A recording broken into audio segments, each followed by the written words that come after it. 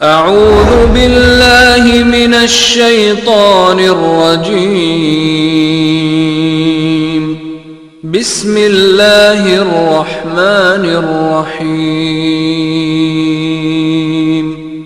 الذين آمنوا وتطمئن قلوبهم بذكر الله ألا بذكر الله تطمئن القلوب ألا بذكر الله تطمئن القلوب. السلام عليكم. إن الحمد لله نحمده ونستعينه ونستغفره ونعوذ بالله من شرور أنفسنا ومن سيئات أعمالنا.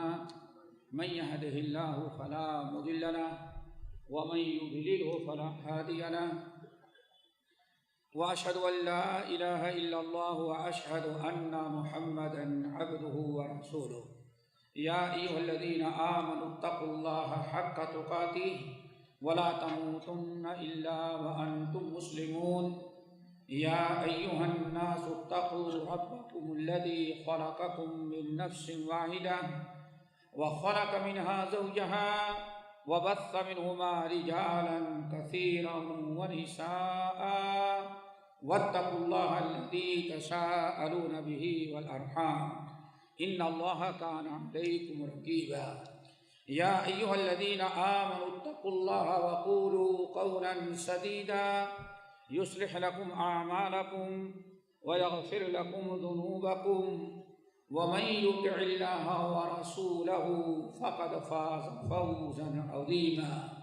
أما بعد فإن خير الحديث كتاب الله وخير الهدي هدي محمد صلى الله عليه وسلم وشر الأمور محدثاتها وكل محدثة بدعة وكل بدعة ضلالة وكل ضلالة في النار. فأعوذ بالله من الشيطان الرجيم. بسم الله الرحمن الرحيم. إن الدين عند الله الإسلام. صدر اجلاس علماء کرام محدث سامعین، سب سے پہلے تو اللہ تعالیٰ کا شکر ادا کریں ہم اور آپ کہ اس نے ہم تمام ساتھیوں کو، بہنوں کو ایک جگہ اکٹھا ہونے اور پھر دین کی باتیں سننے سنانے کا موقع عطا کیا. اللہ تعالیٰ سے دعا کرو کہ اللہ تعالیٰ ہماری اس مجلس کو اور ہمارے ساتھیوں کی اس کوشش کو قبول فرما دے. آپ حضرات نے موضوع کے متعلق سنا کہ اسلام کی سربلندی کے لیے ہمارے اسلاف کی قربانیاں. میرے بھائی، یہ موضوع اتنا طویل ہے، اتنی لمبی یہ داستان ہے کہ اس کے لیے گھنٹے 2 گھنٹے کافی نہیں. کیوں؟ 1400 سالہ، 1450 سالہ زندگی میں، اس عرصے میں ہمارے اسلاف نے کیا کیا قربانیاں دی ہیں اسلام کی خاطر.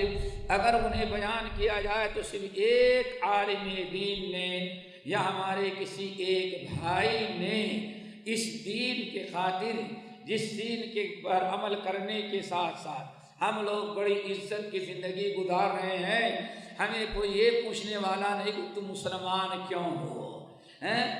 کتنی کتنی قربانیاں دی. اگر ایک کی داستان چھیڑی جائے تو شاید صبح ہو جائے اس کی قربانیوں کا تذکرہ کرتے ہوئے. صحابہ نے، تابعین نے، اسلاف نے بڑی قربانیاں دی ہیں. ہم بڑے مخصوص انداز میں اور مخصوص اوقات کے چند افراد کی قربانیوں کا بطور مثال آپ کے سامنے تذکرہ کریں گے. میرے بھائیوں، جہاں تک اسلام کی قربانیوں کا، اسلام کی خاطر قربانیاں پیش کرنے کا سلسلہ شروع ہوتا ہے، ایک تو سب سے پہلے صحابہ. الحمدللہ. کیوں؟ شرک و بدعات دنیا میں عام تھا، اللہ کا نام لیوا کوئی تھا نہیں، ہر ایک کفر، شرک، ضلالت میں مبتلا تھا. جیسے کہ صحیح مسلم کی حدیث ہے کہ اللہ رب العالمین نے جب آسمان والوں کو جھانک کر کے دیکھا تو آسمان والوں کے حالات اللہ تعالیٰ کو بہت ناگوار گزرے.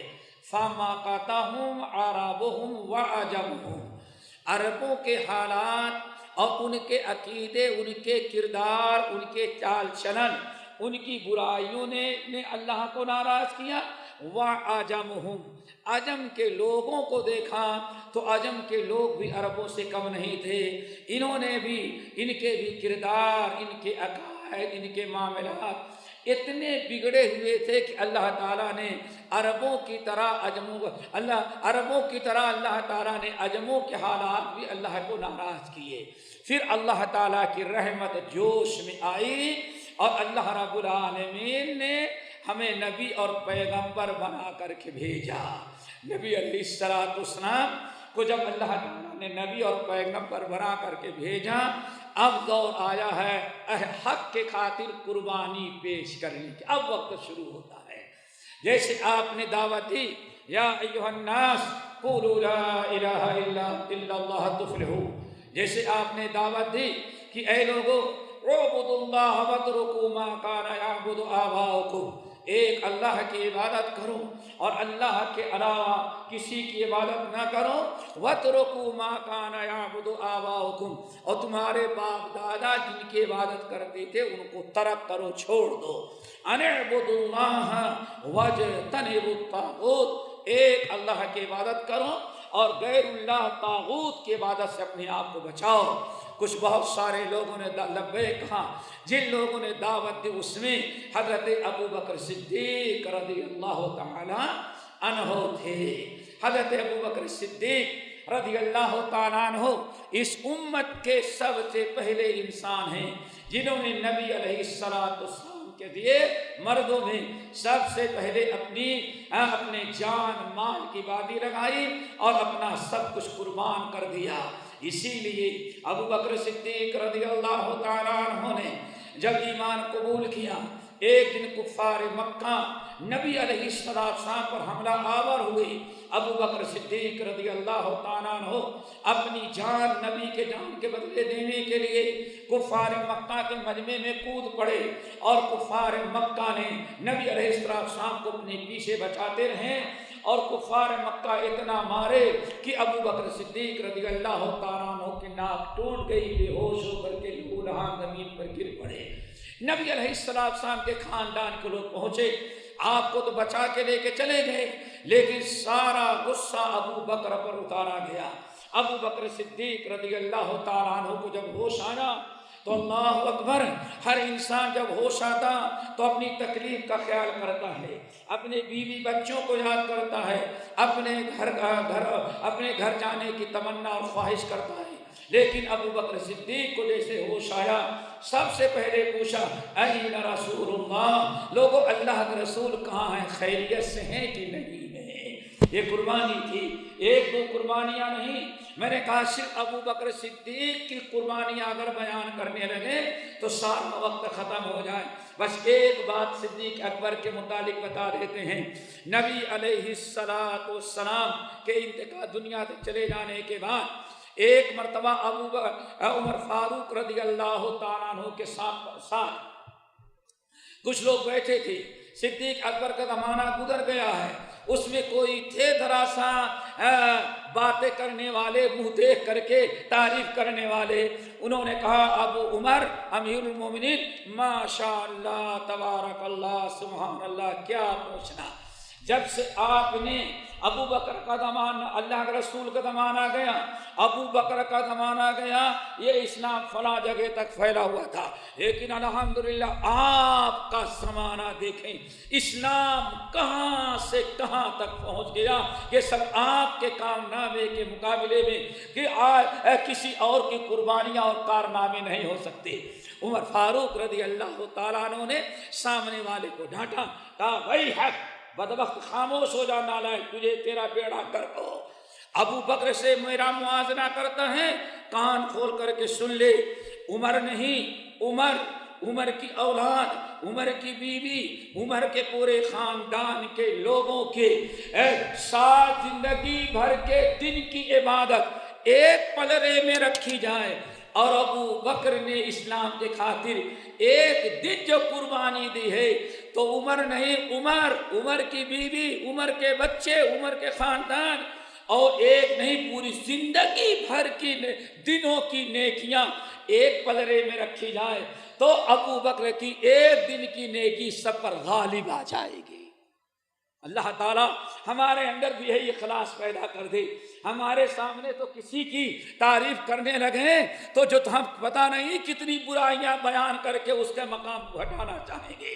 صدیق عمر فاروق کو ذرا دیکھو، پھر کہتے ہیں اے لوگو سن لو اللہ کی قسم، ابو عمر کے زندگی بھر کی تہجد گزاری، عمر کی زندگی بھر کی رات کی عبادات، اور اسی طرح سے عمر کی بیوی کی عبادتیں رات کی، پورے خاندان بھر کی رات بھر کی عبادتیں جو ہیں اگر ایک پلڑے میں رکھی جائیں اور ابو بکر کی زندگی کی صرف ایک رات کی قربانی اور خدمت دین پیش کیا جائے تو ایک رات کی ابو بکر کی قربانی جو ہے عمر اس کے پورے خاندان کے زندگی بھر کی راتوں کی نیکیوں پر غالب آ جائے۔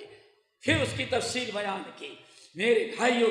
پھر اس کے بعد آزمائش کا دور آیا، اور کیسی آزمائش؟ امام ابن سعد رحمۃ اللہ علیہ طبقات کے اندر نقل کرتے ہیں حضرت عمر فاروق رضی اللہ تعالیٰ عنہ روزانہ مسجد میں جہاں بیٹھا کرتے تھے، جو آپ کا دیوان تھا، مسجد ہی سب کچھ تھا، وہی ہائی کورٹ تھا، وہی سپریم کورٹ تھا، وہی پارلیمنٹ ہاؤس تھا، وہی اسمبلی ہال تھا، اسی مسجد میں ایک کنارے بیٹھا کرتے تھے، اور اپنے بازو میں کچھ فاصلے پر ایک جگہ ایک چھوٹا سا گدیلا گدی اور ایک تکیہ رکھ دیا تھا۔ اپنا تو زمین سے ٹیک لگا کے بیٹھتے تھے، اور جتنے لوگ حاضر ہوتے شورا کے ممبر سب ویسے بیٹھا کرتے تھے، لیکن بیچ میں ایک جگہ بازو میں ایسی بنا رکھی تھی جہاں موٹا سا گدا بچھا ہوا رہتا، اور ایک ہی آدمی کی گدی تھی، اور پیچھے ٹیک لگانے کے لیے ایک تکیہ رکھا ہوا تھا۔ ایک دن اتفاقاً حضرت خباب بن ارت رضی اللہ تعالیٰ عنہ کا نام سنا ہوگا، حضرت خباب بن ارت رضی اللہ تعالیٰ عنہ آئے اور دیکھا کہ جگہ خالی ہے، بڑے اطمینان کے ساتھ جا کے بیٹھ گئے۔ انہوں نے یہ بھی نہیں سوچا عمر تو نہیں بیٹھتا، میں کیوں بیٹھوں، شورا کا کوئی انسان یہیں رہ بیٹھتا، میں کیوں بیٹھوں، کچھ نہیں سوچا، جگہ خالی، تکیہ رکھا ہوا، گدا بچھا ہوا، اطمینان کے ساتھ آگے بیٹھ گئے۔ عمر فاروق کو سایہ پکڑا، اٹھو اٹھو، اٹھو یہاں سے، بھاگو یہاں سے۔ وہ بھی کھڑے ہو گئے۔ کہا امیر المومنین کیوں آپ نے اٹھایا مجھے؟ کہا یہ جگہ صرف ہم نے حضرت بلال کے لیے متعین کر رکھی ہے۔ حضرت بلال نے ایمان لانے کے بعد اور ایمان کے مسلمان ہو جانے کے بعد دین کے لیے، ایمان کے لیے جو قربانیاں دی ہیں وہی اس کے مستحق ہو سکتے ہیں، ہم بھی اپنے آپ کو اس کا مستحق نہیں سمجھتا۔ اب بلال نے جتنی قربانیاں دی اور جتنی مشقتیں جان مال کی برداشت کی ہے، یہ سیٹ، یہ جگہ ہم نے صرف حضرت بلال کے لیے بنا رکھا ہے۔ خباب بن ارت بول پڑے، امیر المومنین کیا قربانی تھی بلال نے، کیا قربانی تھی آپ بتائیں؟ کہا میں نے اپنی آنکھوں سے دیکھا ہے، بلال جب ایمان لایا، میں بھی اس وقت مومن نہیں تھا، میں بھی ستانے والوں میں تھا۔ بلال جب ایمان لایا اس کو ہم گرفتار کرتے یا بکریاں چراتے ہوئے پہاڑوں سے کھینچ کر کے لاتے، اس کے کپڑے کو اتارتے اور یہ مکے کے تپتے ہوئے پتھریلی زمین پر پیٹھ کے بل لٹا کر کے ہم اس کو گھسیٹتے تھے اور کہتے تھے لات اور عزا پر ایمان لاؤ، اسلام سے بعد آ جاؤ ورنہ ایسے گھسیٹتے رہیں گے۔ لیکن بلال کہتا احد احد، جتنا ہم لوگ ظلم کرتے اتنا بلال کہتا احد، ایک اللہ کے علاوہ ہم کسی کی عبادت نہیں کرتے۔ کہا یہی تھی؟ کہا ہاں یہی قربانی تھی۔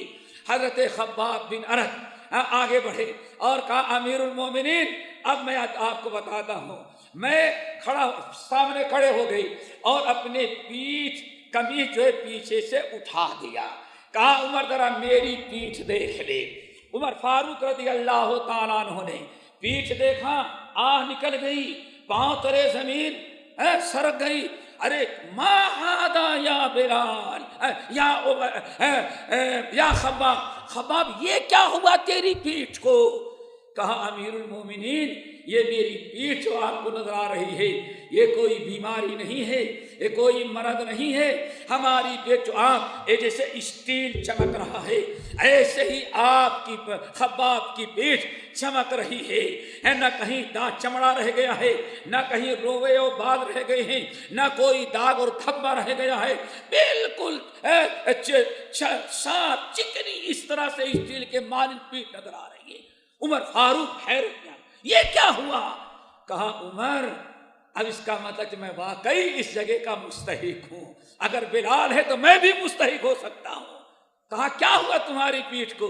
कहा अल्लाह की कसम, मैं पेशे का लोहार था, लोगों के कुल्हाड़ी दराई थी और कुल्हाड़ी फावड़े यही सब औजार बना करके बेचा करता था। कहीं बाहर का मैं रहने वाला हूँ, हमारा कोई खानदान नहीं, खारजी था, रोजी रोटी के लिए आकर के यहाँ बसा हुआ था। नबी अलैहिस्सलाम ने ईमान की दावत दी, दिल में बात उतर गई, मैं कलमा पढ़ करके मुसलमान हो गया। जब मैं मुसलमान हो गया तो ये मक्के के कुफ्फार पहले तो आग जलाते और आग जल करके जब खूब अंगारा तैयार हो जाता तो हमें गिरफ्तार करके हमारे कपड़े को निकालते और उस आग के अंगारे पर पीठ के बल लिटा करके सीने पर लकड़ी रख करके दोनों तरफ से दबा लेते थे। कहते आग का अंगारा हमारे पूरे बदन को जलाता। कहते अल्लाह की कसम, मुझे तकलीफ होती, मैं बर्दाश्त करता रहता था। पूरे इतने बड़े मक्के में कोई एक इंसान भी आकर के ये नहीं पूछने वाला था कि जरा बताओ इसको क्यों आग में जला रहे हो। कहते हैं कुफार मक्का दोनों तरफ से लकड़ी दबा करके बैठे रहते। जब मेरी बदन की चर्बियां पिघल करके उस आग के अंगारे पर गिरती तो आग का अंगारा जो है थोड़ा सा मुरझा जाता। तब कहते हैं जरा मुझे कुछ सुकून हुआ करता था। उमर फारूक ने उठाया और कहा वाकई अगर बिलाल इसके मुस्तहिक हैं तो तुम भी इसके मुस्तहिक हो। और हजरत बिलाल खब्बाब बिन अरद को उस सीट पर बैठाया। मेरे भाइयों, ये दीन इस्लाम जो है ये हर किस्म की कुर्बानी चाहता है, जान की कुर्बानी, माल की कुर्बानी, वक्त की कुर्बानी। बगैर कुर्बानी के दीन कभी आगे ना बढ़ा है, ना आगे बढ़ सकता है। हमारी माएँ और बहनें भी होंगी, हजरत ज़िन्नीरा रज़ी अल्लाह ताला अन्हा की कुर्बानी है दीन के खातिर, ईमान के खातिर, अल्लाह की रज़ा के लिए उनकी कुर्बानी जरा पेश कर देना भी जरूरी है। ज़िन्नीरा रज़ी अल्लाह ताला अन्हा एक आदम काफिर की मादी थी, ईमान लाई, मुसलमान हो गई। उनका आका रोजाना सुबह उठने के बाद मारता था। रिश्तेदार भी आते, ऐसे दरख्त में, खजूर के दरख्त में बांध दी जाती वो बांधी। हजरत ज़िन्नीरा रज़ी अल्लाह ताला अन्हा और खानदान का हर आदमी आका समेत मारता था, लेकिन ईमान से बात नहीं आती थी। बुत घर में रखा हुआ है, इसकी इबादत करो, वो जर्रा बराबर उसके सामने झुकने के लिए तैयार नहीं। इतना मारा काफिरों ने कि एक दिन आँख की बीनाई खत्म हो गई। अब अंधी हो गई वो लड़की, वो बांधी बिल्कुल अंधी हो गई। अब उसके आँखा और मक्के के लोग कहते देखा, अब तुम्हारा अपने रब से कहो, तुम्हारा खुदा जो ऊपर है जिसको ला इलाहा इल्लल्लाह कहते हो, अब आए तुम्हारी आँख की बीनाई लौटाए। बाहर ऊपर वाला कुछ नहीं कर सकता। ये लात और उस्सा का तूने इनकार किया है, उन्होंने नाराज होकर के तुम्हारी आँख की बीनाई छीन ली है। जब इस तरह से बुतों का ताना दिया तो हमारी बहन ज़िन्नीरा रज़ी अल्लाह ताला अन्हा बिनाई की हालत में अपनी दोनों हाथों को आसमान की तरफ उठाया। ऐ रब, आज तक मैंने कोई शिकायत نہیں کی. اتنے دن سے ہماری یہ پٹائی کرتے ہیں, ہمیں اتنا مارتے ہیں, اتنا ہمیں تنگ کرتے ہیں. اے اللہ, آج تک میں نے صبر سے کام لیا ہے, میں نے کوئی شکایت ان کی نہیں کی ہے, لیکن آج یہ ہمیں بتوں کا دانہ دے رہے ہیں اور کہتے ہیں ہمارے بتوں نے تمہاری بینائی چھین رکھی ہے, لات اور عزا نے سلب کر لیا ہے اور تم ان کی عبادت ترک کر دی. ایمان لانے کے بعد تم سے ناراض ہوئے, تمہیں انہوں نے اندھی کر دیا. اللہ, اس سے تو ان کا کفر اور یہ اپنے کفر میں اور پکے ہوں گے اور ہمارا نام لے کر کے سینکڑوں انسانوں کو کہے گے دیکھو زنیرہ ایمان لائی, ہمارے لات اور عزا بابا نے ان کی آنکھیں چھین لی. اللہ اس سے اور لوگوں کو گمراہ کریں گے. راوی حدیث کہتے ہیں اللہ کی قسم, زنیرہ رضی اللہ تعالیٰ نے بیان کیا ہم سے کہ جیسے زنیرہ نے دعا مانگی اللہ تعالیٰ نے ان کی بینائی ایسی لوٹائی کہ پہلے سے بھی زیادہ ان کی بینائی تیز ہو گئی. میرے بھائیوں, قربانی کی ضرورت ہے, جان کی, مال کی, وقت کی, ہر اعتبار سے قربانیاں. آپ حضرات جانتے ہیں جس طرح سے یہ علم کی قربانی, جسم کی قربانی, مال وقت کی قربانی, جان اور مال کی قربانی اسلام اپنے ترقی کے لیے آپ سے مطالبہ کرتا ہے, ویسے اپنے آپ کے مال کا بھی مطالبہ کرتا ہے. نبی علیہ السلام ہجرت کے 9ویں سال پتہ چلا کہ روم بڑا زبردست لشکر لے کر کے مدینے پر حملہ کرنے والا ہے. سپر پاور ملک تھا, لاکھوں کی فوج تھی, اسلحے سے لیس. پتہ چل گیا کہ وہ ہمارے ملک مدینے پر حملہ کرنے والا ہے.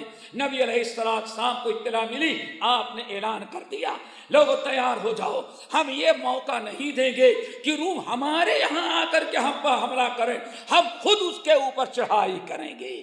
گرمی کا موسم تھا, کھجور پک رہے ہیں. قرآن پاک سورہ توبہ کے اندر واقعہ موجود ہے, بڑی تفصیل کے ساتھ امام بخاری رحمت اللہ علیہ نے اپنے صحیح کے اندر بھی نقل کیا ہے. یہ بڑی آزمائش کا وقت تھا, کون کتنی قربانی دیتا ہے. سال بھر انتظار کر رہے تھے, کھجور کا پھل تیار ہے. ہر کھجور کے باغ والے کے اوپر ضروری ہے کہ کھجور کا پھل توڑے, سکھائے اور سال بھر کے لیے اس کو محفوظ کرے. ادھر اعلان ہو گیا کھجور کو اسی حالت میں چھوڑو اور تمہیں جہاد میں نکلنا ہے. یہ کتنی بڑی قربانی تھی. اس جنگ میں کیا کیا ہوا اور کس حالت میں لوگ گئے, اس کے لیے پورا ایک وقت چاہیے. اتنا یاد رکھیں, ایک بڑی ہی تنگی, بڑی آزمائش اور بڑے پریشانی کا یہ جہاد تھا, سفر تھا. نبی علیہ السلام کے پاس کیونکہ آرڈر تھا ہر ایک کو نکلنا ہے, پورا مدینہ نکل پڑا. چھوٹے بچے, چھوٹے بڑے, امیر غریب, سب کو نکلنا ہے. کیوں؟ سپر پاور کا مقابلہ کرنا ہے اور روم اب ہمارے اوپر, ہمیں وہاں سے روم للکار رہا ہے کہ ہم مدینے پر حملہ کریں گے.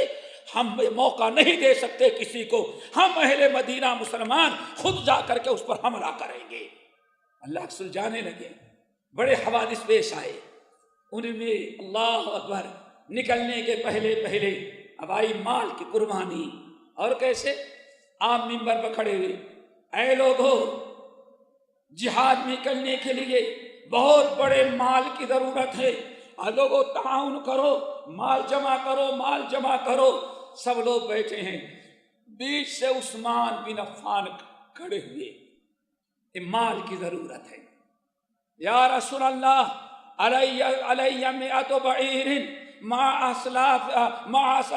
احلاسها. یا رسول اللہ, 100 اونٹ میری طرف سے, اور صرف اونٹ نہیں, 100 اونٹ سامان سے لدائے میری طرف سے. آپ نے قبول کر لیا. پھر آپ نے اعلان کیا, اے لوگوں, ابھی اتنا کی ضرورت پوری نہیں ہوگی, اور چاہیے. اور اعلان کیا. عثمان بن عفان پھر کھڑے ہو گئی, یا رسول اللہ, میری طرف سے 2 اونٹ. یا رسول اللہ, علیہ مئات بعیر, میرے ذمے میں 200 اونٹ پیش کرتا ہوں, اور یہ 200 اونٹ خالی نہیں بلکہ سامان سے لدے لدائے, تاکہ مجاہدین کا بھی کام ہو جائے, سواری کا بھی کام آئے, اور اس کے ساتھ ساتھ یہ کھانے پینے کے بھی کام آئے. اللہ کے رسول نے قبول کیا. پھر آپ نے اعلان کیا, تو کوئی نہ اٹھا. عثمان بن عفان اللہ نے ان کو مال دیا تھا.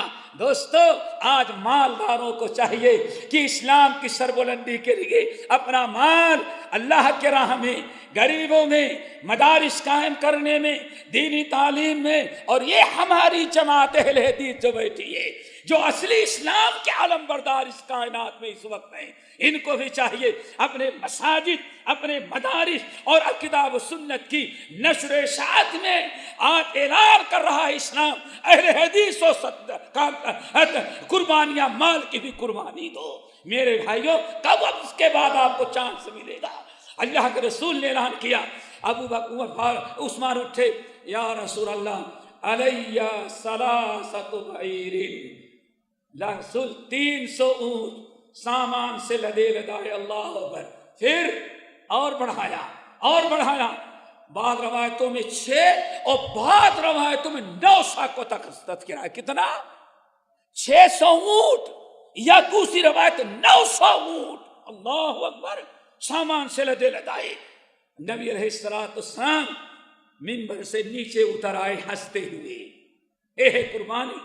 منبر سے نیچے آئے، سارے لوگ پریشان، ہنستے ہوئے مسکراتے ہوئے.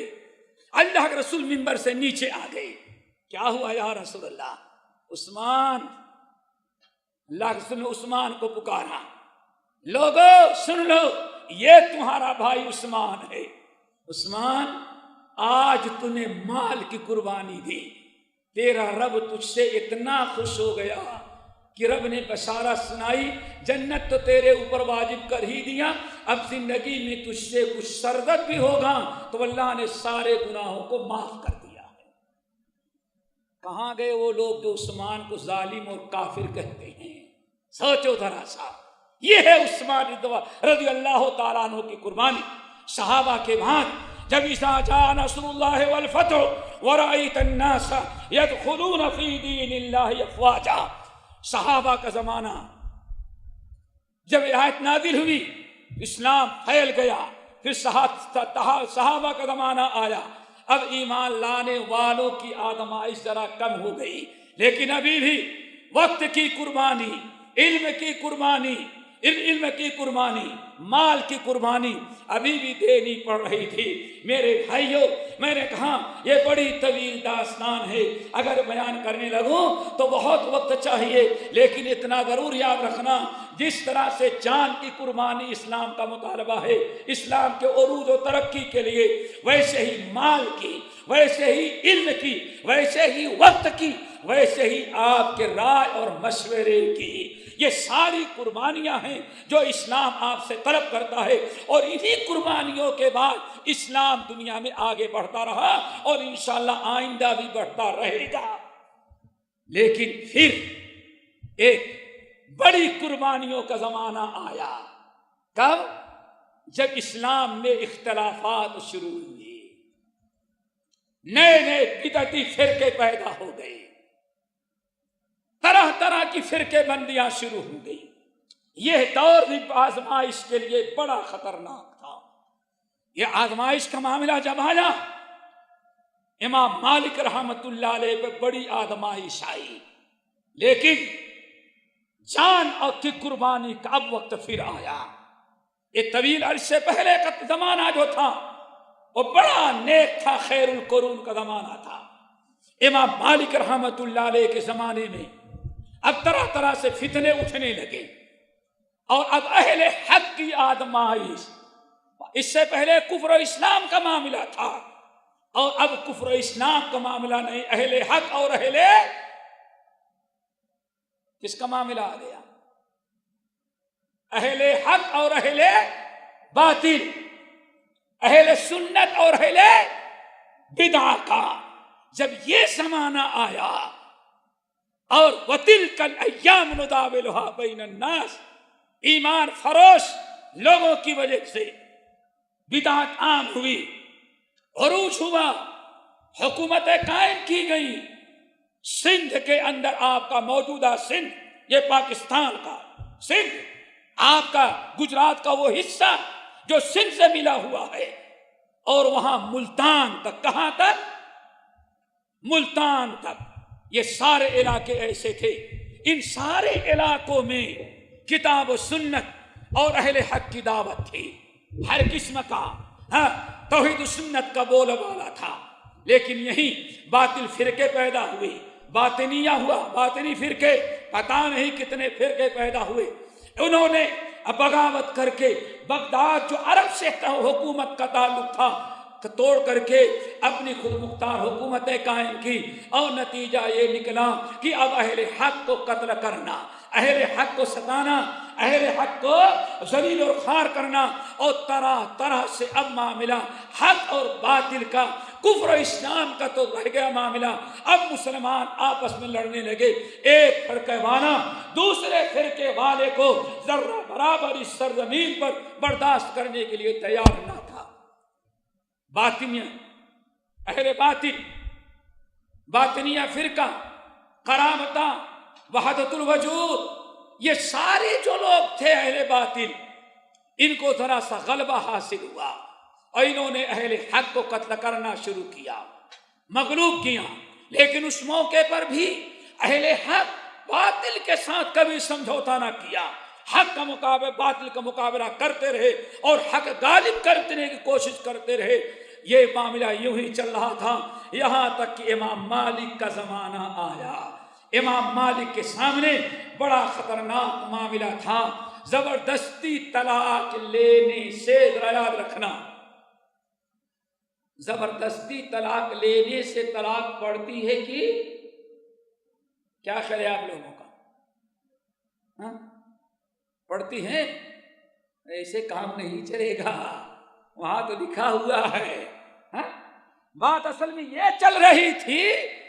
چلی تھی کہ اگر کسی حاکم نے زبردستی رعایا سے بیعت لیا تو اس کی بیعت قابل قبول ہے یا قابل قبول نہیں. کچھ لوگوں نے کہا قبول ہے, کچھ لوگوں نے کہا قابل قبول نہیں ہے. یہ بات بڑھتے بڑھتے بڑھتے بڑھتے یہاں تک آئی اب بیعت سے گھر میں آ گئی میاں بیوی کے طلاق پر.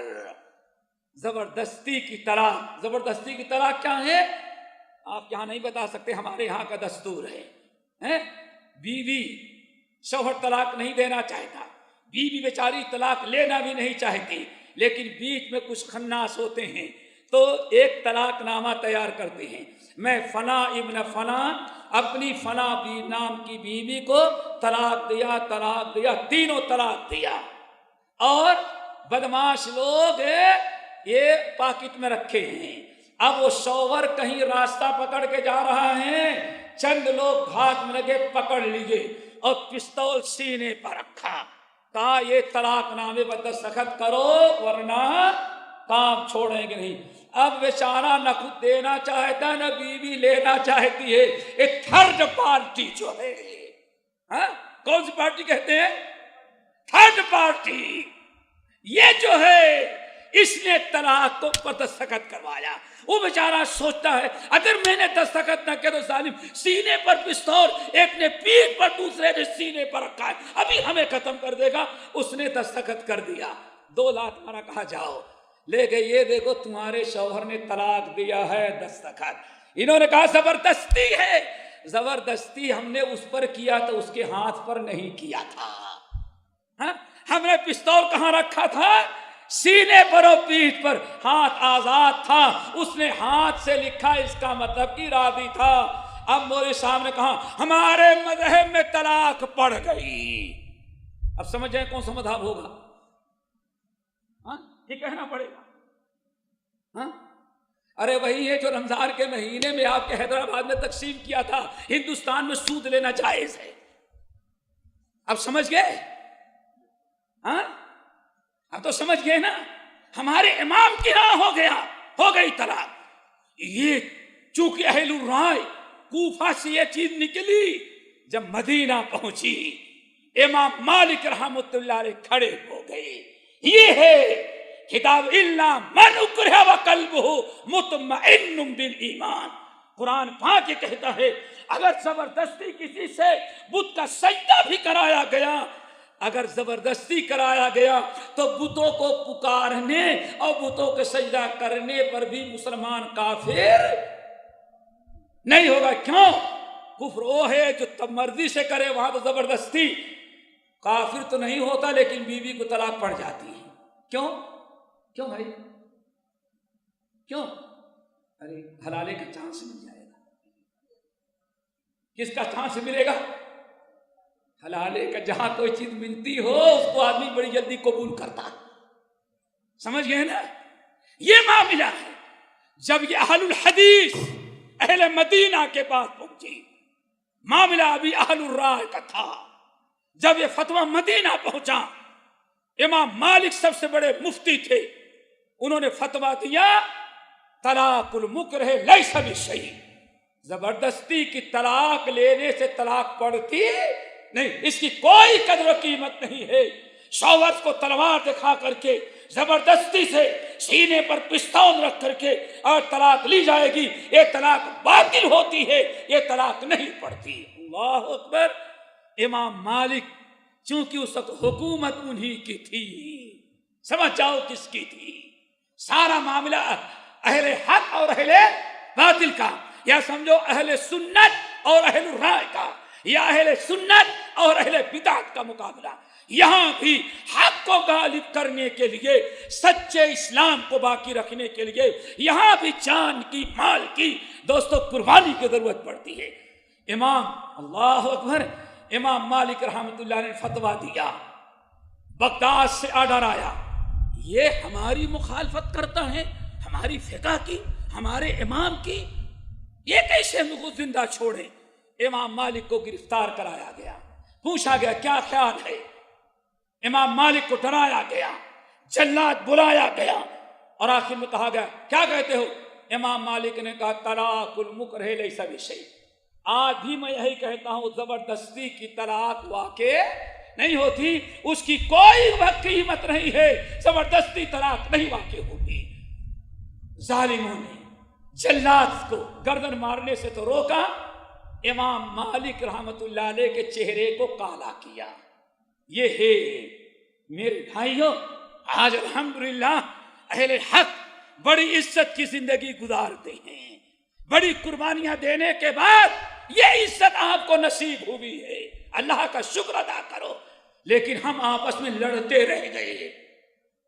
اللہ نے جتنی بڑی دولت سے نوازا اتنا ہی زیادہ ہم نے لڑنا شروع کیا. لڑ گئے غیروں سے تو نہیں، ہم آپس میں لڑ رہے ہیں. اور لڑتے لڑتے ایک جماعت سے دو جماعت، دو جماعت سے 8 جماعت، پھر زیرو بڑھاتے جاؤ، زیرو بڑھاتے جاؤ اور جماعتیں بناتے جاؤ اور کہو ہم اصلی اور نقلی. اب پتہ نہیں اصلی اور نقلی اہل حدیث زندگی پہلی مرتبہ سننے میں آ رہا کہ اصلی اہل حدیث اور نقلی اہل حدیث کون ہوتا ہے. ارے سوچو کتنی قربانیاں دی ہیں، مل کے قربانی دو، کرسی کے پیچھے نہیں دوڑو. عمارت اور صدارت کے چکر میں ساری قربانیاں بھول گئے. وکیلوں کو، بیرسٹروں کو کھلاؤ اپنا مال اور مسجد کے لیے 10 روپیہ مہینے کا چندہ وصولو. سوچو کون سی قربانی دے رہے ہو اہل حدیث ہو. امام مالک والی قربانی دو، اس کو کہا جاتا ہے اہل حدیث. پوچھا کیا کہا؟ طلاق المکرہ لیس بشیء. زبردستی کی طلاق نہیں مانتا میں. چہرہ کالا کیا گیا، گدھا بلایا لایا گیا. گدھے کی پیٹھ پر جو بیٹھنے کے لیے گدی یا کپڑا رکھا جاتا ہے، ظالموں نے اس کو اٹھا لیا اور امام مالک رحمت اللہ کے چہرے کو کالا کر کے اس گدھے کے ننگی پیٹھ پر بیٹھایا گیا. اور مدینے کی ساری گلیوں کے اندر امام مالک کو گھمایا جا رہا ہے. نہ زنا کیا ہے، نہ چوری کیا ہے، نہ قتل کیا ہے، نہ کسی کا مال لوٹا ہے، نہ کسی کی زمین غصب کی ہے. بس بات اصل یہ ہے باطل کے مقابلے میں حق کو اس نے حق کا اقرار کیا ہے. باطل سے سمجھوتا کرنے کے لیے تیار نہیں ہے. باطل کے سامنے گردن نہیں جھکاؤں گا میں. امام مالک کو گھمایا گیا، امام مالک سے گھروں بھر، گلیوں میں، چھتوں پر، درختوں پر سارا مدینہ پریشان دیکھ رہا ہے بیٹھا، ہائے کیا ہو گیا ظالموں کو، امام مالک کے ساتھ یہ سلوک، اور چاروں طرف سے گھما کر کے مدینے کے چرواہے پر لایا گیا، چوراہے پر لایا گیا، جہاں لوگ تماشا دیکھنے کے لیے کھڑے تھے کہ مالک کو یہاں لانے کے بعد دیکھو مالک کے ساتھ کیا سلوک ہوتا ہے۔ آج پتہ چلے گا ہماری فقہ کی مخالفت کا انجام کیا ہوتا ہے۔ ہماری حکومت ہے، اللہ اکبر۔ جب ہم نے ہوش سنبھالا تو سنبھالا تجھ کو، جب تم نے ہو تو سنبھالا تو سنبھل لے، ندیاں سب کچھ ہم نے سکھایا تم کو، اور جس کو کہتے ہیں سیکھ لے تو ہماری بلی ہمیں کو کیا کہتی ہے، ہمیں کو ڈراتی ہے کم وقت وہ۔ استنجا کرنے کا طریقہ معلوم نہیں تھا، ہم نے استنجا کا طریقہ سکھلایا، سمجھ گئے نا، کھانے کا طریقہ نہیں تھا، ہم نے سکھایا، جب سیکھ گئے تو ہمیں کو میو کر کے ڈراتے ہو۔ اللہ، امام مالک رحمت اللہ علیہ لائے گئے چوراہے پر، گدھے سے پر سوار، چہرہ کالا، جہاں ہزاروں کی تعداد میں تماشا دیکھنے کے لیے لوگ کھڑے تھے، امام مالک کھڑے ہوئے اور کہا من عرفنی فقد عرفنی ومن لم یعرف فانا مالک بن انس اقول ان طلاق المکرہ لیس بشیء۔ اے لوگو، مدینے والو، تماشا دیکھنے والو، میرا چہرہ کالا کر دیا گیا ہے، شاید کہ بہت لوگ نہ پہچانتے ہوں، جو پہچانتے ہیں وہ پہچان رہے ہیں، اور جو نہیں پہچانتے وہ بھی سن لے اچھی طرح سے، میں مالک ابن انس ہوں، اور یہاں بھی گردن مارنے کے پہلے پھر بھی فتویٰ دے کے جاتا ہوں کہ زبردستی کی طلاق واقع نہیں ہوتی، یہ قول باطل ہے۔ امام مالک رحمت اللہ علیہ آج اس قربانی کی، اخلاص کے ساتھ، اتفاق کے ساتھ، اتحاد کے ساتھ، تقویٰ و زہد کے ساتھ، ہمدردی کے ساتھ آج حق کے ظاہر کرنے کی ضرورت ہے، نہ کہ آپس میں مسائل کو الجھانے کی ضرورت ہے۔ اللہ اکبر۔ اس کے بعد کہاں تک جائیں گے آپ؟ احمد بن حنبل کا زمانہ آیا، اہل باطل اور پنپ گئے، فرقے اور پیدا ہو گئے۔ مامون رشید نے ہندوستان کے سب سے بڑے پنڈت کو بلا کر کے سنسکرت کی کتابوں کا عربی میں ترجمہ کرایا، ایک نیا علم نظر آیا۔ یونان کے فلسفیوں کو بلا کر کے یونانی زبان کی کتابوں کو عربی میں ترجمہ کروایا۔ اب ایک نیا علم دنیا عرب میں آ گیا، ہندوستانی فلسفہ اور یونانی فلسفہ۔ یہ جب دونوں چیزیں عام اس طرح سے اب لوگ نیا علم پڑھے تو اب کتاب و سنت کو سیدھے سمجھنے کے بجائے کس سے؟ ہماری عقل نہیں قبول کرتی، سمجھئے نا۔ اب سارا معاملہ کیا ہے؟ علماء فیصلہ نہیں، سند نہیں، فیصلہ کون کرے گی؟ ہماری یہ تو سنا ہوگا، نام لے گے تو گستاخی ہوگی، نام لے گے تو گستاخی ہوگی، چونکہ بہت بڑے تھے، فیصل ایوارڈ بھی غلطی سے مل گیا تھا، لیکن کہتے کیا ہیں؟ بخاری کی 3 حدیثیں جھوٹی ہیں، ہے نا؟ بخاری کی کتنی حدیث ہیں؟ 3 جھوٹی، تینوں جھوٹی ہیں۔ پھر اگر بخاری مسلم نے محدثین نے کسی حدیث کو صحیح کہہ دیا، ہماری عقل قبول نہ کرے تو کیسے قبول کر لیں ان کی بات کو؟ ہو سکتا ہے بخاری نے کسی کی محبت میں حدیث کو صحیح کہہ دیا، مرتے یہ نام نہیں لیتا، اگر نہیں ہو تو شیخ عبد الرحیم مکی سے پوچھ لو، سمجھ گئے میرے خیال سے، سمجھ گئے نا؟ میرے بھائی ہو، سوچو ابھی عقل کی بات آئی، موسیٰ علیہ السلام ملک الموت کا مار ہے، یہ عقل میں آنے والی بات ہے، سمجھ گئے نا؟ اور کتاب کا نام بتا دیتے ہیں، اگر زیادہ تفصیل چاہیے تو حجیت حدیث، کتاب کا نام کیا ہے؟ حجیت حدیث۔ کتاب کے مصنف ہیں شیخ الحدیث مولانا محمد اسماعیل صاحب گجران والا رحمت اللہ علیہ، उनकी किताब को पढ़ो, पता चल जाएगा किसने कहा, क्यों कहा, कैसे कहा और कितना बिगाड़ा दीन को। समझ गए ना? सब आपके समझ में आ जाएगा, कम से कम यही एक किताब पढ़ने के जब भी। फिर एक मसला उठा सहाबा के जमाने से लेकर के, कभी ये बिगाड़ पैदा नहीं हुआ था। क्या पैदा हुआ? क्या लोगों को समझ बात आई? लोगों ने कहा कुरान अल्लाह की किताब नहीं बल्कि अल्लाह का कलाम नहीं बल्कि अल्लाह की मखलूक है। सारा बगदाद एक तरफ कुछ लोगों ने कबूल किया, कुछ खौफ के मारे खामोश रहे।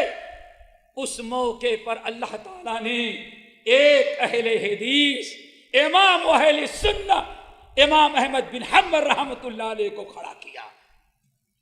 20 साल जेल में जिंदगी गुजारे, लेकिन लोगों से यही कहते रहे, ऐ लोगों, हमें कहते हैं अल कुरान कलामुल्लाह गैर मखलूकिन, कुरान अल्लाह का कलाम है, मखलूक नहीं है। अगर कोई अकीदा रखता है कुरान अल्लाह की मखलूक है तो मुशरिक है, उसका अकीदा क्या होता है? शिरकिया। उसके अकीदे में शिरक है, शिरकिया अकीदा ये है। अहमद बिन हम्बल इस अकीदे पर अड़े रहे, जेल में डाले गए। अल्लाह अकबर। जिस दिन कोड़े मारे गए, सजाएं दी गई और जिस दिन हाथ बांधे गए, हाथ में हथकड़ियां, पैर में बेड़ियां, और फिर पता चला मामून के पास इनको पेश करना है। और मामून उस वक्त बगदाद में नहीं था, रई में था। और फौरन अहमद बिन हम्बल को गिरफ्तार करके एक लांच में धक्के दे करके ढकेल दिया गया। और दरियाए दिजला मौजे उस कश्ती को हिलाती डुलाती रई की तरफ लेकर जा रही है।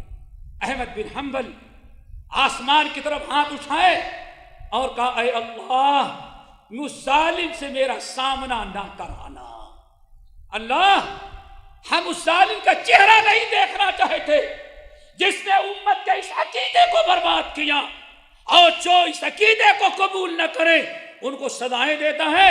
अल्लाह, बगदाद के जालिमों ने उस जालिम के मामून के हुक्म से हमें गिरफ्तार करके हाथ पैर जकड़ करके, ताकि मैं नदी के न छराग भी न लगा सकूं, अपनी जगह से हरकत न कर सकूं, और हमें उसकी तरफ रवाना कर दिया है। ऐ अल्लाह, हाथ बंधे हैं, पैर बंधे हैं, लेकिन जबान तुझसे मांगने के लिए आजाद है। अहमद बिन हम्बल ने दुआ मांगी, अल्लाह, उस जालिम की शक्ल मुझे नहीं दिखाना। अहमद बिन हम्बल कहते हैं, मैंने दुआ मांगी, कश्ती गई बहुत दूर तक। एक दिन कश्ती हमें मौजें भगाती हुई लेके जा रही थी, मौजों में कश्ती चली जा रही है। एक सामने से ब्रिज था, उस ब्रिज के करीब पहुंचा तो एक आदमी शोर मचा रहा है। शोर मचाता हुआ ब्रिज को क्रॉस करके ऊपर दूसरे तरफ जा रहा है। लोग सुन रहे हैं ये क्या शोर मचा रहा है। तो कहते हैं जो कश्ती का बागबान था उसने कहा इन्ना लिल्लाह। मैंने कहा क्या हुआ? कहा मामून का इंतकाल हो गया, उसके इंतकाल की खबर रई से बगदाद जा रही है। मैंने कहा अल्लाह तेरा करम कि उस जालिम की शक्ल और चेहरा मुझे नहीं दिखाया। वापस लाए गए बगदाद और ला करके जेल में डाले गए। सालों पता नहीं कितने दुर्रे कितने सजाएं दी गई, लेकिन हक पर गालिब रहे और एक ही बात कहते, ऐ जालिमों सुन लो, बैनना व बैनकुम यौमल जनाजा। आज मेरी कदर नहीं न समझ में आ रही है, जिस दिन अहमद का इंतकाल होगा उस दिन देखना कि फतेह किसको होती है। अहमद बिन हम्बल इस कुर्बानी से नजात पाए, फिर किसी और मौके पर। उसके बाद मेरे भाइयों बड़ी आजमाइशें हैं और बड़ी कुर्बानियां। जब हम खास तौर से आए, हमको जो टाइम दिया गया था उसमें बड़ी ताकीद के साथ और आपके जमात के बड़े ओहदेदार ने किया। मामूली दिया होता, ये मौलवी साहब क्या नाम है, इनकी इनकार कर देता। शेख अब्दुल रहीम मक्की कहते तो इनकार कर देता। لیکن بڑے عہدیدار نے کہا موٹا دادا، اس لیے بہرحال میں اس کی بات کو باقی رکھنے کی کوشش کروں گا، زیادہ ٹائم نہیں لوں گا، اسی ٹائم اپنے ٹائم میں بات کو ختم کروں گا۔ اللہ اکبر۔ اب آئیں 1857 میں آئیے پھر ہم نے کیا قربانیاں دی۔ اسلام قربانی، آج ہماری مسجدیں ہیں، یہ منارے ہیں، یہ مدارس ہیں، آج ہمارے چہروں پر داڑھیاں ہیں۔ اور ابھی میں نے کانفرنس میں بیان کیا غالباً ادھر ہمالیہ کے ترائی میں ابھی سیٹرڈے کو میں نے وہاں بتایا، میں نے کہا لوگوں جانتے ہو الحمدللہ ابھی BBC نے ایک سروے کروایا ہے تو پتا چلا کہ آج بھی پوری دنیا میں سب سے زیادہ مسجدیں ہندوستان میں ہیں۔ کہاں ہیں؟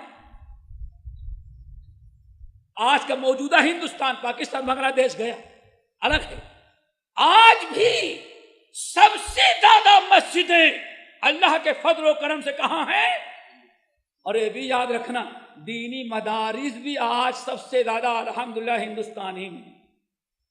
یہ اللہ کا کرم، آج ہم کو اتنی عزت کی زندگی گزار رہے ہیں، صرف ہمارے اسلاف کی قربانیاں تھیں اسلام کے تحفظ کے لیے۔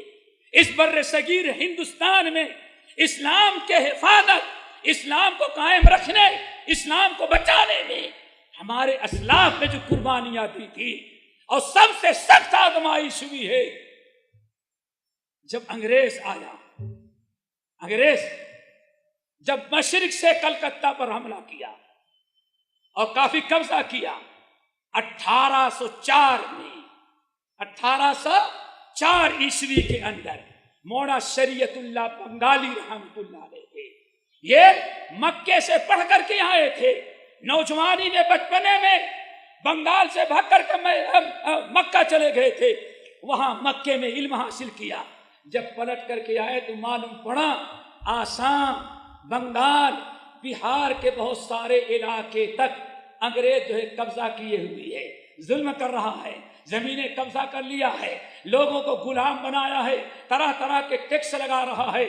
یہ پہلی تحریک ہے اور پہلی قربانیاں ہیں جس نے اسلام بر صغیر میں باقی رکھنے کے لیے اپنے جان و مال کی قربانی دی ہے۔ مولانا شریعت اللہ بنگالی رحمت اللہ علیہ نے 1804 میں فرائضی تحریک قائم کی۔ کیا نام تھا؟ فرائضی تحریک قائم کی۔ الحمدللہ اس فرائضی تحریک سے نے انگریزوں سے مقابلہ کر کے اسلام کی حفاظت، اسلام کے بچانے اور اسلام کے تحفظ کے لیے کوشش کیا، اور تقریباً 1.25 لاکھ بنگالی مسلمانوں نے اور ان کے تنظیم اور ان کے ساتھیوں نے جان دی ہے۔ آج ہماری مسجدیں کیسی محفوظ ہیں؟ صرف بنگال کے اندر اس اسلام کے تحفظ اور اسلام کی حفاظت، ان مساجد اور مدارس کو باقی رکھنے کے لیے کتنی جانیں دی ہیں؟ تقریباً 1.25 لاکھ 1.5 لاکھ۔ اور پھر جیل، سزائے عمر قید کی سزائیں اور کالا پانی الگ سے ہی۔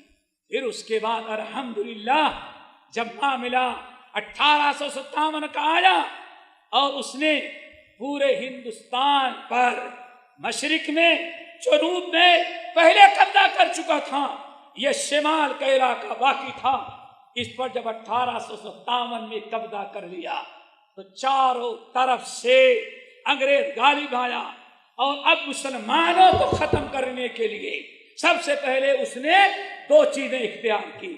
نمبر 1، دہلی کے اندر یا یوپی کے اندر، شمالی ہند میں بڑے مدارس تھے، ہر مدرسے کو بند کر دیا تاکہ یہ ہمارے مسلمانوں کے بچے یہ اسلامی تعلیم نہ حاصل کر سکیں۔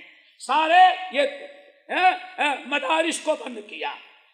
مسجدیں مدارس تھے وہ مساجد میں چلتے تھے، مسجدوں میں تالا لگا دیا گیا، صرف نماز کے لیے مسجدیں کھولی جاتی تھی، اس کے بعد مسجدیں بند، اور وہاں پڑھنے پڑھانے کی کوئی اجازت نہیں تھی۔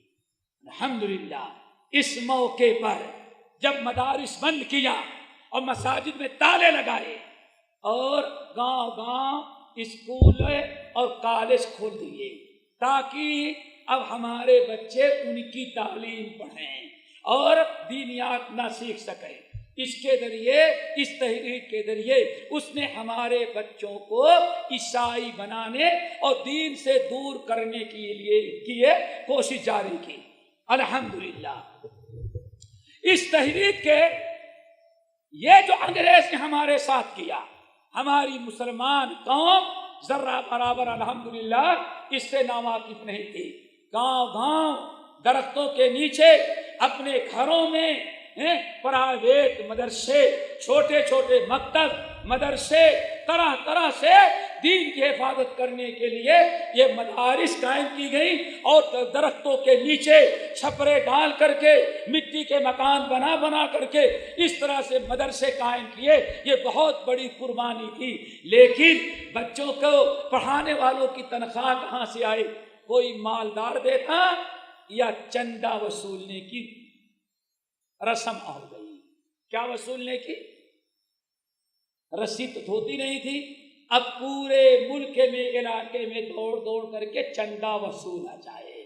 یہ چندے والا اپنی جیب کے لیے نہیں، انگریز نے مجبور کیا تھا، کیوں ہم اس نے سارے مدارس بند کیے، مسجدوں میں تالا لگایا، نماز کے علاوہ مسجدیں کھولی نہیں جا سکتی تھی۔ اب بچوں کے پڑھانے، بچے ہمارے پڑھیں گے، دین سیکھیں گے تو دین پر قائم رہیں گے۔ اس چیز کے پیش نظر دوستو یہ مدارس اور مدرسے کا چندہ وصولنے کا سلسلہ شروع کیا ہمارے بزرگوں نے۔ انگریز نے جب دیکھا مدارس قائم کر دیے ہیں، اب ہماری کاوش تھی، ہم نے جو چاہا تھا وہ کامیاب نہیں ہو رہا ہے، تو اس نے دو راستے اور اختیار کیے، وہ بھی سننے کے راستے۔ کتنے راستے؟ دو۔ نمبر ایک، برطانیہ سے، افریقہ سے، پتہ نہیں کتنے اس نے عیسائی مبلغین اور عیسائی دعوت دینے والوں کو بلایا اور پورے ہندوستان میں روڈوں پر، مدرسوں میں، کالجوں کے اندر، راستوں میں کھڑے ہو کر کے انگریز، عیسائی، پادری، ان کے دعا، ان کے دائی، ان کے مبلغین قرآن کے خلاف، اسلام کے خلاف، نبی علیہ السلام کے خلاف طرح طرح سے انہوں نے راستے اختیار کرنا شروع کر دیا۔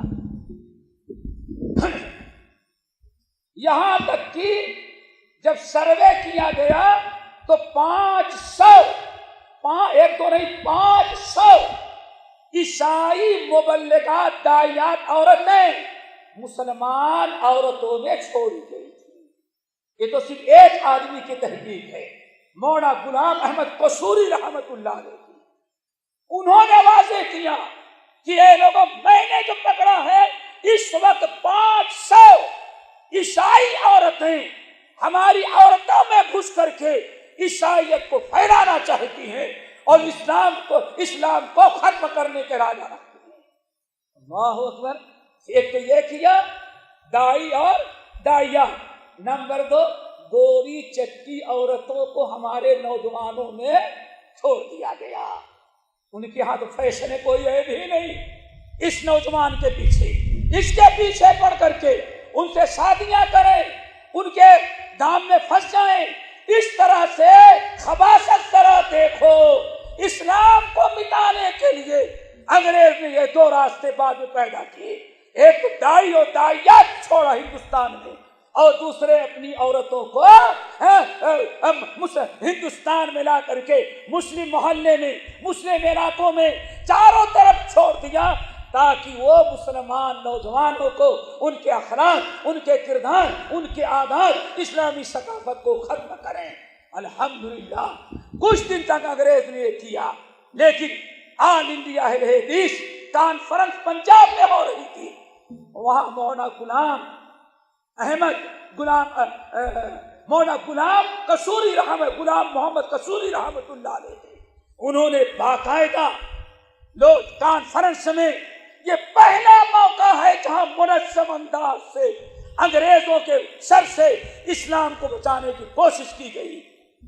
اعلان کیا لوگوں ہم کانفرنس کر رہے ہیں لیکن انگریز اس طرح سے دنیا میں شر فساد پھیلانے کی کوشش کر رہا ہے. اتنے دائی اتنے مبلغین ہیں. اس موقع پر جب اعلان کیا گیا الحمدللہ ثم الحمدللہ آپ کو مبارکبادی ہے. آپ کے آبا آپ کے اجداد آپ کے بڑے آپ کے اکابر جہاں یہ انگریز نے یہ دونوں چیزیں اختیار کی کیا مبلغین داعیات اور اپنی گوری چٹی عورتوں کے ذریعے مسلمانوں کو دین سے پھیرنا چاہا. اہل حدیث علماء میدان میں آ گئے. اپنی تقاریر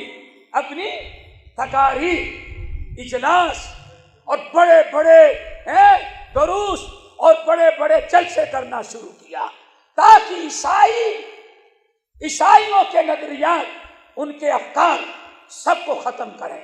الحمدللہ مولانا محمد حسین بٹالوی رحمت اللہ علیہ, مولانا محمد ابراہیم سیالکوٹی رحمت اللہ علیہ, مولانا ابو القاسم صاحب بنارسی رحمت اللہ علیہ, یہ سارے علماء تن من دھن سے اپنے آرام کو اپنے عیش کو اپنے خوشحالی کو سب کچھ ترک کیا لیکن انگریز کا مقابلہ کرے اور اسلام کی حفاظت کیا. الحمدللہ انگریز کے چھکے چھوٹ گئے, پریشان ہو گیا. نہ پہلی تحریک کامیاب ہوئی اسلام ختم کرنے کی, نہ دوسری تحریک تنگ آ گیا. اس نے پھر لندن بھیجا.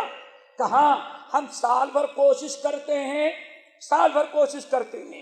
کہ عیسیٰ کو محمد پر فوقیت صلی اللہ علیہ وسلم اور اسلام پر مسیحیت کو فوقیت ہے. سال بھر محنت کرتے ہیں. یہ وہاں بھی مولوی آتا ہے ایک تقریر کرتا ہے ساری سال بھر کی محنتیں پانی کی طرح بہ جاتی ہیں. اب سر پکڑ کے بیٹھا, کوئی چانس نہیں. ہندوستان میں اب عیسائیت پھیلانے کا کوئی چانس باقی نہ رہا. تو آخر میں ایک تیسری بڑی خطرناک سازش انگریز نے بر صغیر ہند و پاک کے اندر عیسائیت پھیلانے اسلام کو ختم کرنے کے لیے تیسری چال چلی. وہ چال کچھ کامیاب ہو گئی. وہ چال کیا تھی؟ اب مسلمان جو بکاؤ کیا کہتے ہیں, انشاءاللہ 5 منٹ باقی ہیں. یہ مسلمان جو تھے اللہ اکبر بکاؤ, اب اس نے کچھ مسلمانوں کو خریدا اور سوچا مسلمانوں کو آپس میں بھیڑا دو, آپس میں لڑا دو. اللہ اکبر. انگریز تو ہم کو مٹانا چاہا تو کیا کوشش کی, ہم آپس میں کیا کریں, زور سے بولو, لڑا دو تاکہ ان کی ساری قوت مسلمانوں کے آپس میں رہے, ہم راج کریں. اور آج ہم کیا کہتے ہیں, لڑائی کر کے جماعت کا کام آگے بڑھانا چاہتے ہیں. نہیں سمجھے, آج ہم اختلاف سے کام آگے بڑھانا چاہتے ہیں اور نہیں سمجھتے الفرقۃ عذاب. کان کھول کر کے سنو, الجماعت رحمہ والفرقۃ عذاب. تم نے کوئی گناہ کیا ہے, اتفاق اور اتحاد یہ اللہ کی رحمت ہے, والفرقۃ عذاب, اور آپس میں لڑنا یہ اللہ کا. او یلبسکم شیعا, ہو سکتا ہے اللہ آسمان سے پتھر نہ برسائے, زمین میں زلزلہ نہ آئے اور تم گناہ کرو تو تم کو آپسی میں لڑا دے. یہ لڑائی زوال کی تھی, روتی کمزوری کی. وَلَا تَنَازَعُوا فَتَفْشَلُوا وَتَذْهَبَ رِيحُكُمْ. اگر تم آپس میں لڑو گے ہوا اکھڑ جائے گی, کمزور ہو جاؤ گے اور باطل تمہارے اوپر غالب آئے گا.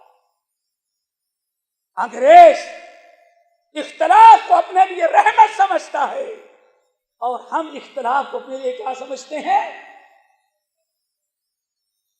کامیاب ہو جائیں گے. سوچو میرے بھائیوں, انگریز نے سوچا ان کے اندر اختلاف ڈالا تو اس میں برا تو لگے گا، کوئی بھائی ہو تو برا نہ لگے۔ اس نے قادیانیت کو پیدا کیا، ٹھیک ہے نا، نیچریت کو پیدا کیا اور بریلویت کو پیدا کیا۔ اس کو پیدا کیا، اور کبھی ٹائم ہوتا تو ہم بتاتے، بڑے افسوس کے ساتھ ہے، یو پی میں بدایوں کے اندر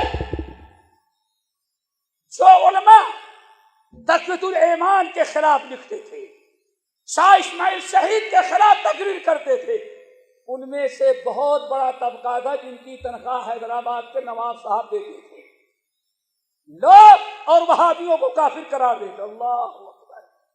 تنخواہ کہاں سے جاتی تھی؟ حیدرآباد سے تنخواہ جاتی تھی۔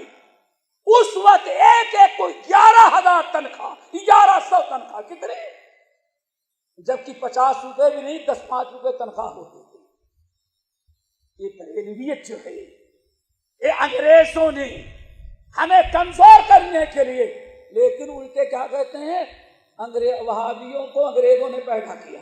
پتہ نہیں زندگی میں تو ہم لڑتے رہے، انگریز ہم سے کیا، ارے ہمیں تو وہابیوں نے لڑ کر کے بھگایا، جس کی وجہ سے بڑی بڑی درگاہیں بھی تم بنا لے رہے ہو، ہمیں یہ ہے نا، یہ بڑے بڑے جلوس بھی نکال لے رہے ہو۔ انگریزوں کو تو پہلے وہابیوں نے بھگایا، وہابی کو انگریزوں سے ملا کچھ نہیں، آج تک سوچتا ہے میرے فوجیوں کو وہابیوں نے مارا ہے۔ اللہ اکبر! میرے بھائیوں، جب یہ معاملہ یہ ہوا، اور پھر اس کے ساتھ ساتھ ایک نیا فرقہ ہندوستان میں مسلمانوں کے خلاف اور کھڑا کیا، ہندوؤں سے۔ مسلمانوں میں کئی فرقے، نمبر 1 قادیانیت، نمبر 2 نیچریت، نمبر 3 بریلویت۔ یہ انگریز نے پیدا کیا تاکہ یہ مسلمان آپس میں لڑتے رہیں اور ہم سکون سے حکومت کریں۔ اس سے مسلمان جہاں لڑیں گے، صرف بدعت مبتلا ہوئے، کمزوری آ گئی۔ سَنُلْقِي فِي قُلُوبِ الَّذِينَ كَفَرُوا الرُّعْبَ بِمَا أَشْرَكُوا، شرک کی نحوست سے ہم دلوں میں بزدلی ڈال دیں گے۔ جہاں شرک کیے، ہم سب کچھ، ہمارے ساری قوت ختم ہو گئی۔ اور ایک فرقہ کہاں سے پیدا کیا؟ غیر مسلموں سے، جن کو کہا جاتا ہے آریہ سماج۔ آئی بات سمجھ میں؟ اس آریہ سماج کا سوامی دیانند، اس کا کوئی وجود نہیں تھا، لیکن انگریزوں نے اڑ اٹھایا اسلام کے خلاف۔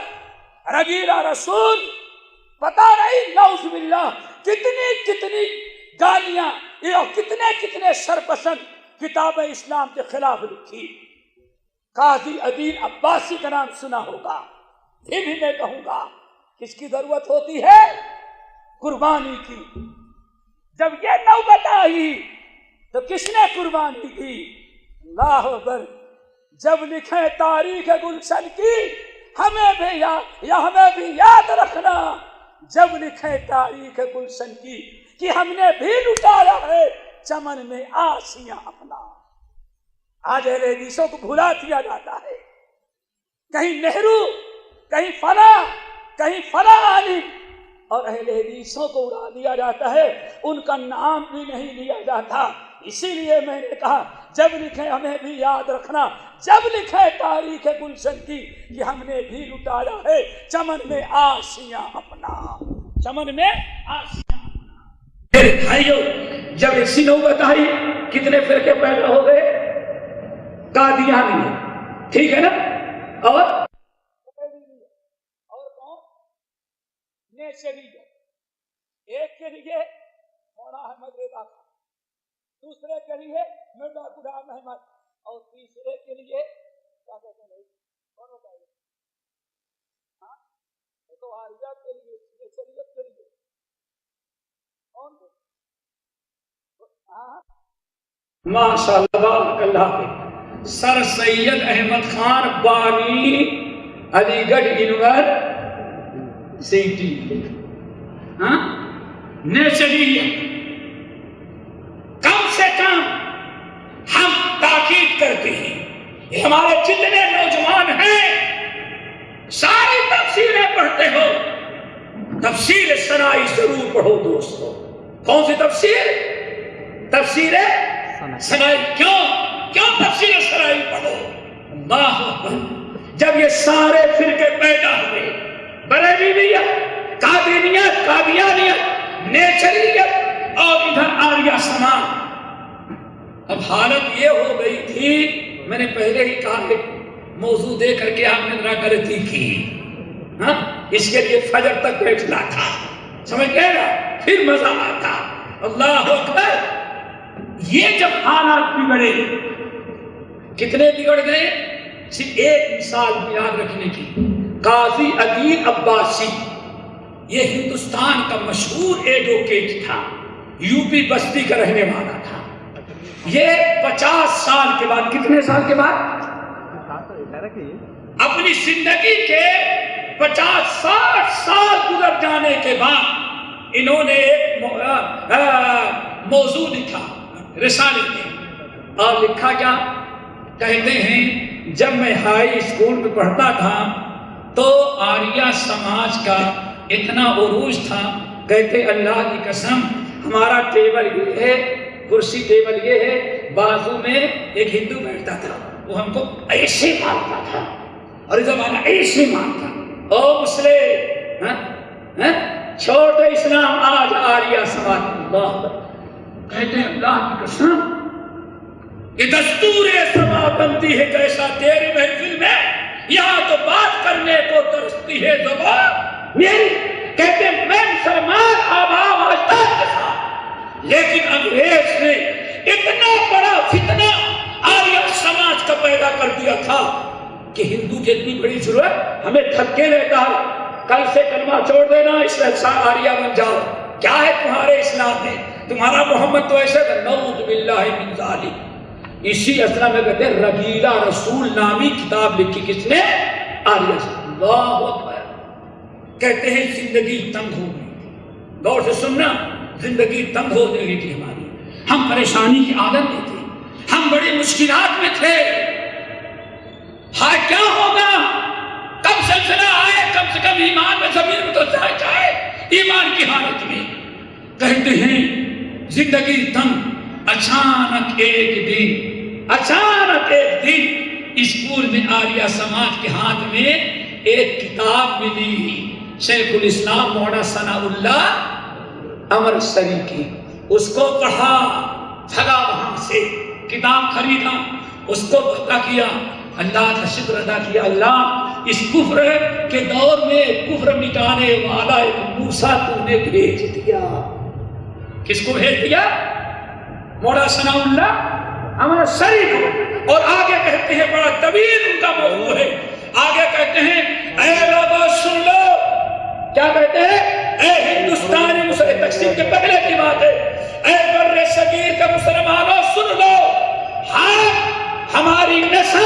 ہماری نسل کی نسل اور قیامت تک ہندوستان کا جو مسلمان ہوگا سب کس کی برکت سے اسلام پر قائم ہے؟ مولانا ثناء اللہ امرتسری. جہاں اس طرح سے کفر پھیلایا، رب العالمین نے وہاں کھڑا کر دیا. آریہ کے متعلق سن لیا آپ نے. جہاں تک مسئلہ قادیانیت کا ہے، یہی آپ کے بازو میں سکندر ادھر ہے،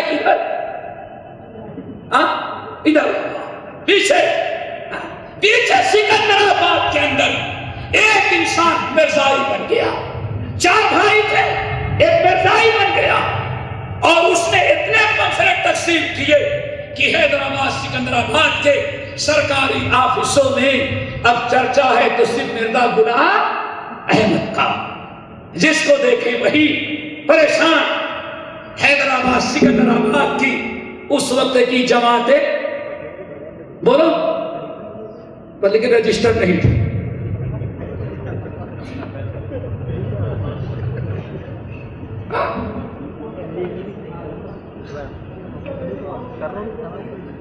کیا کہہ رہے ہیں؟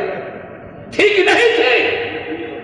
پتا چل گیا لوگوں کے پیدا ہونے کا، ان کے دادا کے پیدا ہونے کے پہلے بھی ہماری جماعت رہتی تھی. الحمدللہ ہم نئی کی ضرورت ہم کو نہیں ہے، نئی تم کو مبارک ہو۔ سوچو ذرا سا یہاں کیا کیا؟ کہتے پہلے تو کچھ کر نہیں رہے، جماعت کچھ کر نہیں رہی ہے، جماعت کچھ کرتی نہیں، جماعت سو رہی ہے، گلے پھاڑ کے تقریر کر رہے ہیں جماعت کے بیانر سے، جماعت سو رہی، سویا خود ہوگا، سویا ہوگا خود، اور جگنے والوں کو سونا پڑا ہے۔ ذرا سوچو آج نہیں 1923 کی بات ہے، 23 کب کی؟ جنوری 1923 یہاں کے جماعتی احباب تھے، مولانا ثناء اللہ امرتسری سے ملے۔ کیا ہوا؟ حضرت سکندر آباد اور حیدرآباد کا بڑا برا حشر ہے۔ کیوں؟ قادیانی بہت تیزی سے پھیل رہے ہیں اور ایک عبداللہ نامی قادیانی پیدا ہو گیا ہے۔ مولانا امرتسری نے ٹائم دیا اور جنوری کا مہینہ تھا اور 1923 میں حیدرآباد آئے اور 2 مہینہ یہاں انہوں نے تبلیغ کیا پورے حیدرآباد دکن سے، اور لوگوں کے کہنے کے مطابق قادیانیت کی جڑ اکھیڑ کر کے پھینک دیا۔ ہم نے قربانی دی ہے اگر ساریہ کو ختم کرنے کی، مرزائیت کو مٹانے کی ہم نے کوشش کی ہے۔ پھر اس کے بعد مولانا محمد حسین بٹالوی، مولانا محمد ابراہیم شہرکوٹی، یہ ہمارے سارے علماء میدان میں آئے اور پورے ہندوستان کا دورہ کر کے آپ کہیں گلبرگہ کریم میں یہاں جب قادیانیوں نے سر اٹھایا تو پورے ہندوستان میں اس وقت اسلام کی حفاظت کے لیے آیا تو مولانا داؤد راج دہلوی آیا، مولانا اسماعیل رائے درگی کھڑا ہوا، ہمارے علماء نے گلبرگہ کے اندر پہنچ کر کے قادیانیت کے نیچے مٹی پریت کی اور آج تک سر اٹھانے کی نوبت نہیں آئی۔ میرے بھائی کہنے کا مطلب یہ ہے کہ ہمیشہ اسلام کیا چاہتا ہے؟ قربانی۔ ہمارے اسلاف نے شروع سے لے کر کے، لیکن یہ انگریز کے آنے کے بعد سے اور جب تک انگریز بھگا نہیں یا اس کے بعد اس نے بگاڑا ہے یا تقسیم کے بعد جو ہمیں برباد کر کے جانا چاہتا تھا انگریز، اس وقت سے ہمارے اسلاف نے جو قربانیاں دی ہیں ان کے لیے ایک طویل وقت چاہیے۔ ہمارے علماء نے کیسے اسلام کو بچایا، کیسے اسلام کا تحفظ کیا، شرک و بدعات کا مقابلہ کیسے کیا۔ اللہ اکبر۔ کہاں کہتے ہیں سید سلیمان ندوی، نام یاد رکھیں گے نا، سید سلیمان ندوی کہتے ہیں عجیب ماحول ہے، انگریز نے جب ملک پر قبضہ کیا، کس نے کیا؟ انگریز نے جب ملک پر قبضہ کیا اور عیسائیت پھیلانے لگا اور طرح طرح کے فرقے پیدا کیے، یہ خبات یاد رکھنا، یہ سید سلیمان ندوی مولانا صبری تھانوی کا مرید کہہ رہا ہے۔ کہتے ہیں اللہ کی قسم ہم نے یہ دیکھا انگریز سب سے آنا اسلام کے خلاف، اسلام کے خلاف، نبی کے خلاف، شریعت اسلامیہ کے خلاف، اور اسی طرح سے انگریز کی حمایت میں باطل کے طرف سے جب بھی کوئی اسلام پر اعتراض کیا ہے یا اسلام پر زبان کے ذریعے یا قلم کے ذریعے اپنے ہاتھ کے ذریعے جب بھی کسی نے حملہ کیا تو پورے بر صغیر میں سب سے پہلا مجاہد جو میدان میں آیا وہ اہل حدیث جماعت کا مجاہد مولانا ثناء اللہ امرتسری تھا۔ یہ کس کی گواہی ہے؟ مولانا سید سلیمان، اور مرید کس کے تھے؟ حکیم الامت، بہشتی دیور لکھنے والے کے تھے، فضل عمل کے نہیں۔ ہمارا صبری تھانوی کہتے ہیں اللہ کی قسم سب سے پہلا مجاہد جو میدان میں آتا قلم کے ذریعے، مناظرے کے ذریعے، وہ کون ہوتا؟ مولانا ثناء اللہ امرتسری۔ لیکن مشکل ہے، گنوا دی ہم نے جو اسلاف سے میراث پائی تھی، سریا سے زمین پر آسمان نے ہم کو دے مارا۔ اللہ تعالیٰ نے کی توفیق نصیب فرمائے، انشاءاللہ کبھی اکٹھا ہوں گے اور یہ جو کرسیاں خالی ہیں کرسیاں بھر جائیں گے تو پھر اس پر گفتگو ہوگی۔ انشاءاللہ۔ السلام علیکم ورحمۃ اللہ۔